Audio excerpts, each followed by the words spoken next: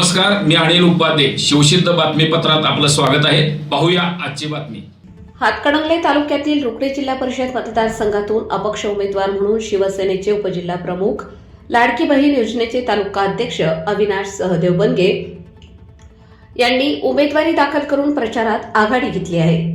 त्यांच्याबरोबर रुकडी पंचायत समिती मतदारसंघातून सुजाता प्रकाश धनवडे तर हेरले पंचायत समिती मतदारसंघातून संताजी मोहन खाबडे हे निवडणूक लढवत आहेत. त्यांना स्वाभिमानी शेतकरी संघटनेने पाठिंबा दिला आहे. शिवसेनेमध्ये काम करत असताना अविनाश बनगे यांनी लाडकी बहीण योजना घराघरामध्ये पोहोचवण्यासाठी विशेष प्रयत्न केले असल्याने चर्चेमध्ये ते आघाडीवर आहेत. त्यांनी नुकतीच रुकडीवाडी इथं प्रचार दौरा संपन्न केला. प्रत्येक मतदारांची भेट घेऊन विकासाची भूमिका समजावून सांगितली.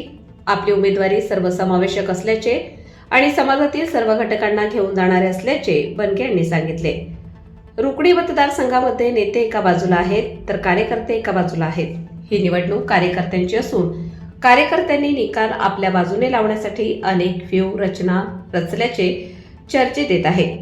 ही निवडणूक कार्यकर्त्यांनी हातात घेतली असल्याने लोकप्रतिनिधींचा बोलबाला केवळ मोबाईल पुरता मर्यादित राहील याची खात्री सर्वसामान्य कार्यकर्ते देत आहेत.